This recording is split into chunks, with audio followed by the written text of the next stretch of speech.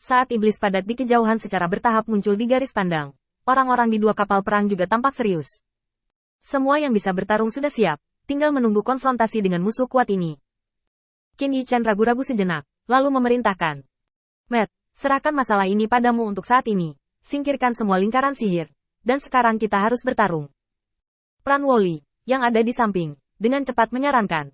Efektivitas tempur kita agak kurang sekarang. Mengapa kita tidak mundur sebelum mereka datang? Saran Pran Woli membuat Qin Yichan berpikir sejenak, lalu menggelengkan kepalanya sebagai penyangkalan. Selain kita, seharusnya tidak ada banyak manusia di wilayah bintang Huotu sekarang, jadi mereka hanya bisa datang kepada kita. Itu bisa membuat iblis bertarung lebih baik dan membantu mereka menghilangkan beberapa ancaman yang tidak penting. Oleh karena itu, pasti ada iblis di belakang mereka. Dan jumlah boneka ini berarti jumlah setan di belakang sangat menakutkan. Sekarang kita tidak bisa mundur.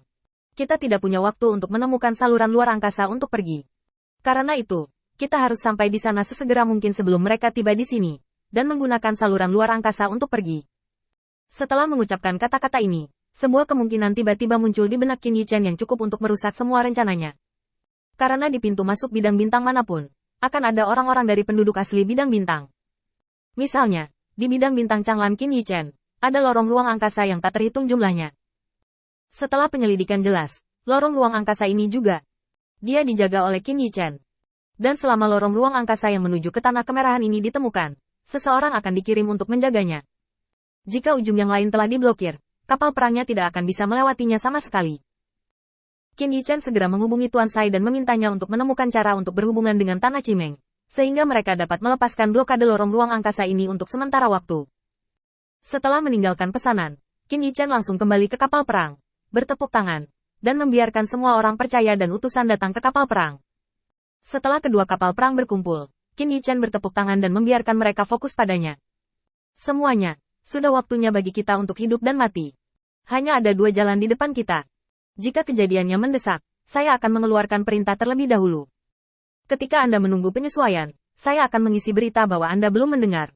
Sekarang ke Sydney Kevin, Gide Tali, malaikatmu ada di kapal perang ini. Para penganut kuil penguasa cahaya pergi ke kapal perang lain. Dan orang-orang Pran Woli dan Jan Bailey sekarang pergi ke kapal perang lain. Kemudian Matt dan Li Yun menurut. Kapal perang Matt mundur ke belakang, dan kapal perang Li Yun bertanggung jawab atas dampaknya, yang dapat menarik perhatian boneka-boneka ini bila perlu. Semua orang segera bertindak, dan sekarang saya akan menjelaskan situasinya kepada Anda. Di antara dua kapal perang, pertukaran personel segera dimulai.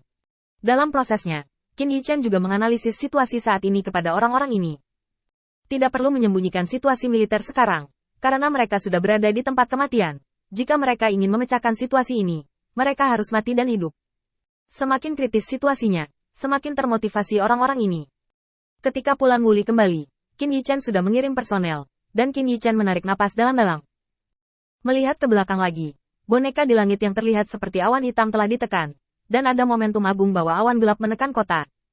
5 kapten penjaga pengadilan ilahi muncul di sisi Qin Yichan satu demi satu, menunggu pengaturan Qin Yichan. Sebelum Pran Woli bisa berbicara, Qin Yichan menutup mulutnya dengan kata-kata. Jangan bicara omong kosong padaku, lakukan seperti yang diperintahkan. Aku bisa pergi kapan saja, kamu tidak bisa. Satu kalimat memblokir semua retorika Pran Woli. Qin Yichan melihat lagi keluar, dan menghitung para pejuang yang bisa diambil di dalam hatinya. Ketika jumlah orang mencapai tingkat tertentu, kecerdikan apapun akan sia-sia. Sekarang ini adalah pertarungan kekuatan head-to-head, dan Qin Yichan harus mengatur tenaga yang cukup terlebih dahulu. Tidak, jumlah orang terlalu kecil. Zhao Wuling, Anda siap mendukung kapan saja. Tim penegak hukum kuil saya mendengarkan perintah, dan kemudian memobilisasi 50.000 anggota tim penegak hukum untuk berpartisipasi dalam pertempuran ini. Setelah semua kapten tim penegak hukum tiba di wilayah bintang Huotu, mereka pergi untuk melapor kepada saya. Saya perlu memindahkan personel. Setelah mengucapkan kata-kata ini, Qin Yichan memandang kapten dari 4 penjaga pengadilan ilahi. Tunggu sampai kami bergegas keluar untuk Anda. Anda akan mengisi ulang baterai Anda, dan bila perlu, bergegas ke saluran luar angkasa lagi. Melihat bahwa 5 orang memiliki sesuatu untuk dikatakan, mata Qin Yichan menjadi dingin. Siapa yang berani mengatakan apa-apa tentang pengaturanku hari ini, dan di masa depan, aku akan berpura-pura bahwa aku tidak pernah bertarung denganmu di kuil suci Dewa Cahaya. Sekarang perang sudah dekat, Qin Yichan benar-benar tidak punya banyak waktu untuk dibujuk untuk membujuk 5 orang ini. Memanfaatkan fakta bahwa kedua belah pihak belum berkonfrontasi, dia masih punya waktu untuk membuat persiapan lain. Kapal perang mulai bergerak dengan seluruh kekuatannya, dan raungan besar mengguncang air di tanah dengan riak yang tak terhitung jumlahnya. Setelah perkiraan waktu yang singkat, Qin Yichan menginstruksikan kelimanya. Kalian masing-masing mengatur tenaga kerja. Untuk memastikan akurasi, kamu harus mencoba menerobos 10 mil terakhir. Atur sendiri. Tenagaku sangat ketat, dan aku tidak bisa meminjamkannya padamu. Meninggalkan kata-kata ini, Qin Yichan berteleportasi kembali ke kapal perang, dan dengan hati-hati memeriksa lingkaran sihir di kapal perang di sepanjang jalan. Jika di masa lalu, ada masalah dengan node yang terhubung dengan lingkaran sihir yang berbeda di kapal perang, itu adalah masalah sepele, dan tidak perlu khawatir sama sekali. Tapi sekarang, mereka harus menghadapi iblis, dan intensitas pertempuran harus belum pernah terjadi sebelumnya. Lingkaran aktivasi intensitas tinggi pasti akan menyebabkan masalah besar pada masalah ini.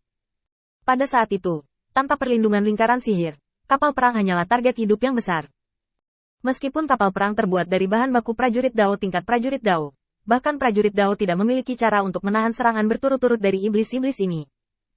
Jelas tidak mudah untuk menembus blokade di sisi yang berlawanan dengan target langsung. Setelah membaca arai, Qin Yichan datang langsung ke Li Yun. Li Yun, kamu dan Matt bertukar kendali atas kapal perang. Matt memiliki lebih banyak pengalaman dalam menangani kecelakaan ini daripada kamu. Dia seharusnya bisa menangani hal seperti itu dengan baik.